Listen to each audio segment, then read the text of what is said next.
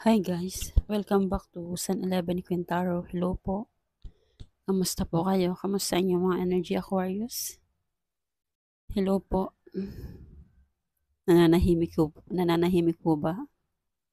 Nag-iisip? Or pinu or sinusubsob na lang yung pagtatrabaho, no? So anyway, tingnan natin. Tingnan natin kung anong message sa inyo for the month of December. So, general reading ito. Pwede mag-resonate, pwede hindi. Kunin lamang kung ano yung akma para sa inyo at ang ibang hindi ay paubaya po natin sa iba. So, pasensya na natagalan na. Tagalan sa pag-upload. Sorry po. Busy po kasi. Ang dami po talagang trabaho. So, anyway, titignan natin kung anong iyong mga energy update, Aquarius. Simulan na natin. Wait lang po, magsisindi lang. Magsisindi lang ako ng kandila. Wait lang. Okay, Aquarius. So, simulan natin kung ano ang message sa inyo for the month of December.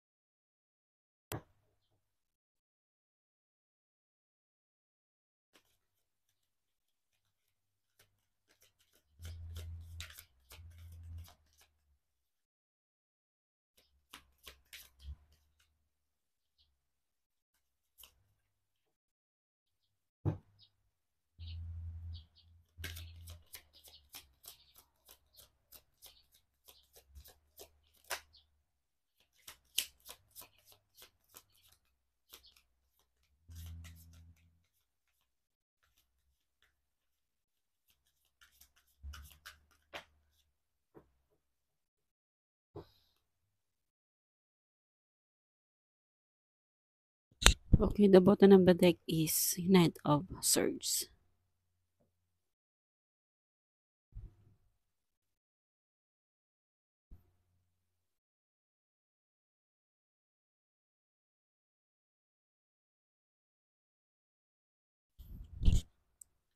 Wow. Pagod na siguro ang iba sa inyo, no? Aquarius. Lalong-lalo na dito sa paghahanap ng kaperahan, no? Kahit gaano kabigat yung trabaho, pilit nyong kinakaya, no? Mga Aquarius. Kasi meron siguro sa inyong or meron kang iniisip na gawin sa iyong darating na pera, no? Kaya kahit napapagod ka na, kinakaya mo pa rin. Binubuhat mo yung trabaho na magkaroon ng pangangailangan mo, no? Pinagsasabay-sabay nyo yung trabaho.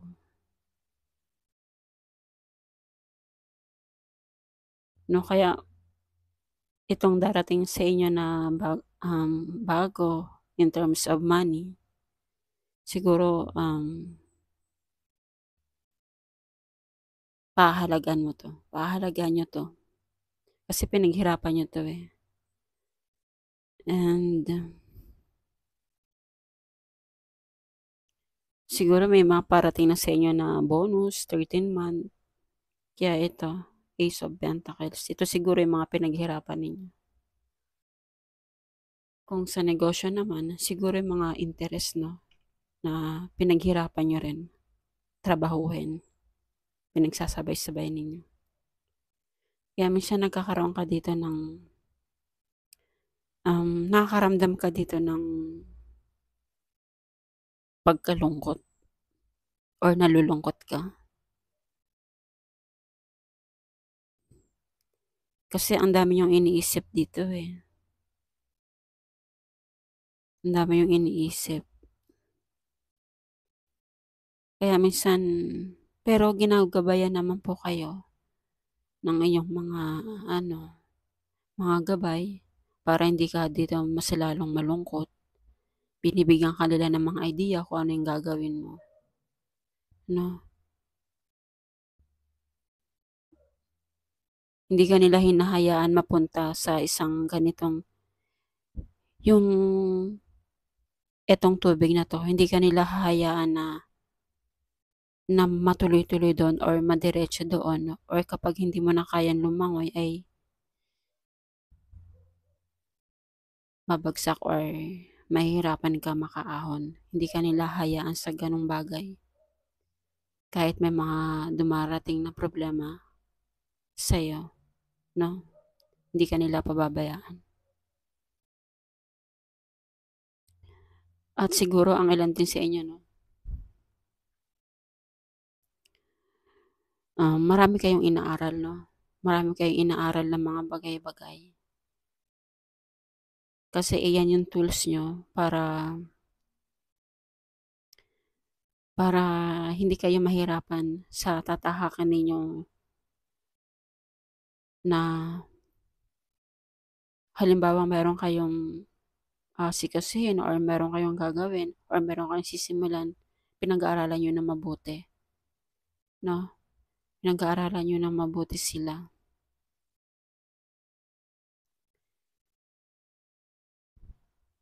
So kasi ayaw mo kasi mapunta sa isang sitwasyon na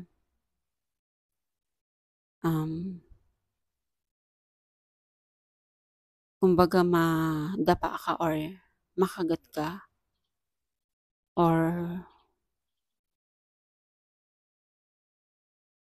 bigla ka nilang bumagsak sa isang sitwasyon na hindi mo masyadong pinag-aralan na mabuti. No? Kaya patuloy mo tong tinatrabaho para mas lalo mo pa tong mapag-aralan na mabuti. No? So, tignan nyo po sa Angels number ang 1010. 1010.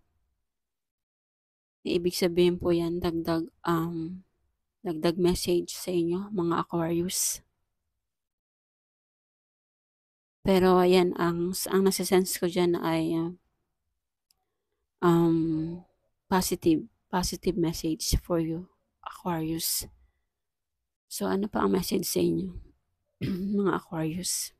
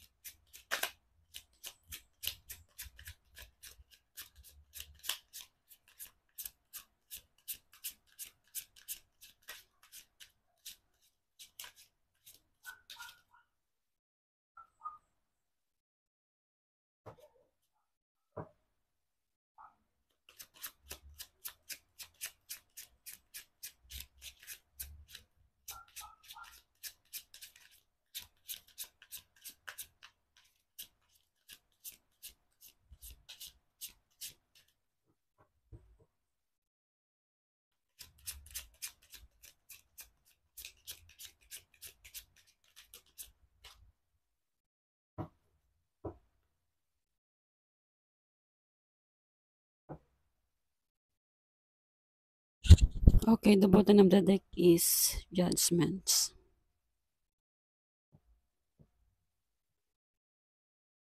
Bakit Aquarius? Bakit?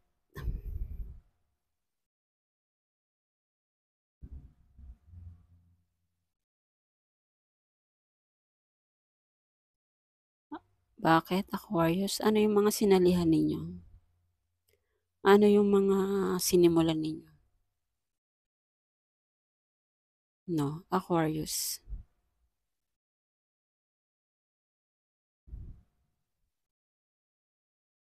Lalong-lalo na dito sa iyong kay financial or sa inyong pera. Bakit yung pinaghihirapan ninyo? Bakit yung pinaghihirapan ninyo tungkol dito sa pera? Bakit parang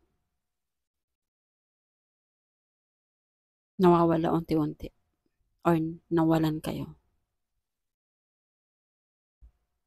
Pinaghirapan nyo to. May pinagkatiwalaan po ba kayo?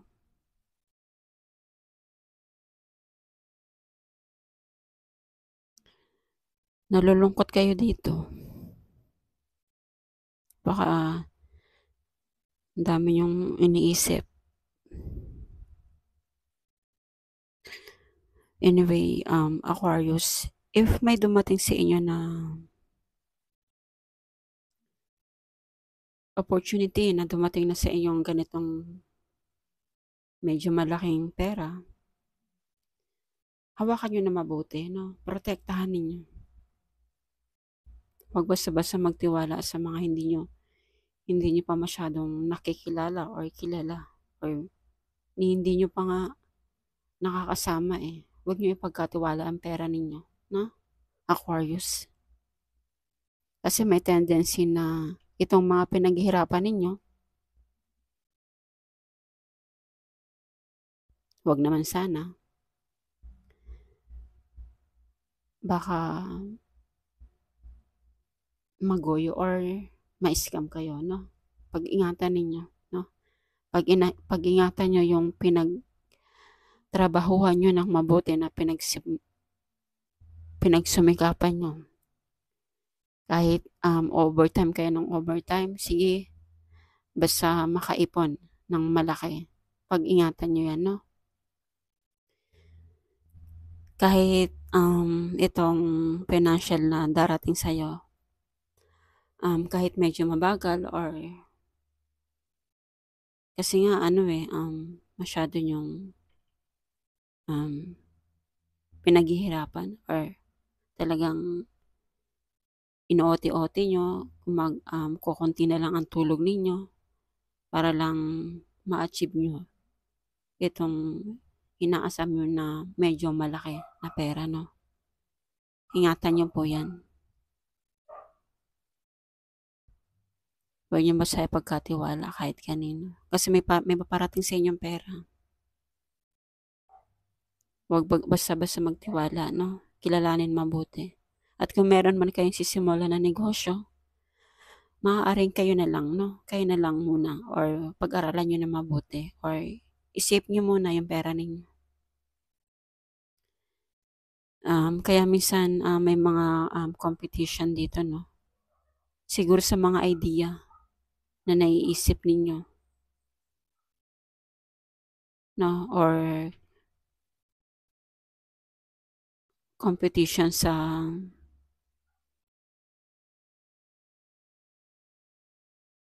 nararamdaman mo, no? Or pwede rin sa pera. Pero kapag may gantong conflict, kapag may mga gantong conflict, Aquarius,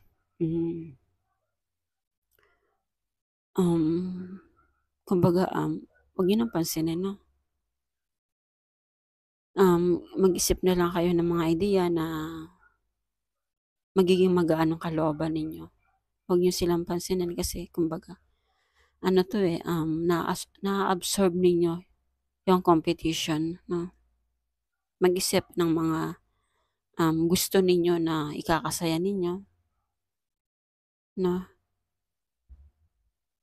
or ituon na lang sa pag-aaral, no? Yung mga bagay na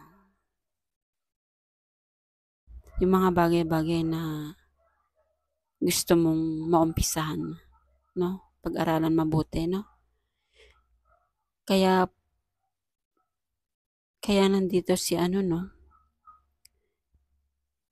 Kaya pag-aralan niyo mabuti, no? Huwag basta-basta magtiwala kasi nandito yung pag-aaral ninyo at nandito rin yung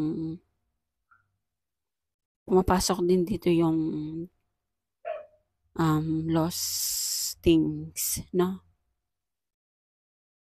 So, Aquarius, basta kailangan isave ninyo yung pera ninyo. Or ang ilan siguro sa inyo, yung pinagpagura ninyo, sinali nyo na, or pinautang ninyo, or ininvest ninyo, or kumuha kayo ng investment, pero parang unti-unting nawawala ang ilan sa inyo. Pero hanggat nandyan pa sa inyo, hawak nyo pa, isave nyo po ang pera ninyo. Ha? Mga Aquarius. So, ano pa ang message sa inyo? From Angel Star Oracle card for the month of December.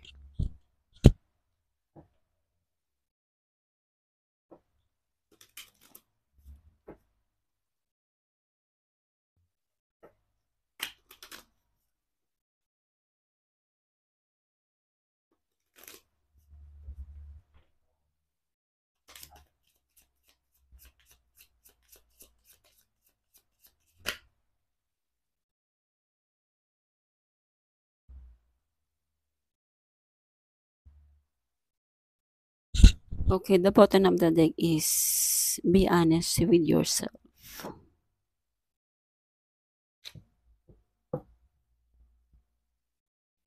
This angel message for you. We send great waves of love into your heart and mind, awakening your love and your life itself. Your clear decision to accept and enjoy romance has triggered this reawakening, no? So, mahalin ninyo ang sarili ninyo, ang inyong mga ang iyong buhay, no? Mahalin ninyo kung ano meron kayo sa sarili ninyo, no? Once nakapag-decide na kayo ng napag-isipan nyo na mabuti ng malinis, no? Tanggapin ninyo at enjoy nyo lang yung buhay or yung nagtitrigger sa pagiging awakening ninyo, Aquarius, no? Allow yourself to spontaneously celebrate love in all of its glorious aspect. So, sundin nyo lang yung inyong sarili para sa pagkakaroon ng celebration sa pagiging pagmamahal ninyo, no? Sa kahit anong aspeto ng buhay, no? Siguro ito yung no? Ito yung sinasabi ko kanina na parang competition. So, you need to, love yourself, no? Huwag nyo intindihin to. Competition about your surrounding. Isipin nyo lang kung ano yung mga goals ninyo para ma-reach nyo pa, no? At pag-ingatan ninyo ang pera ninyo, no? Tulad ng sabi ko kanina, hanggat nandiyan pa pag-ingatan ninyo, no? So, yan po ang message sa inyo, Aquarius. Thank you so much for watching and God bless po. Thank you.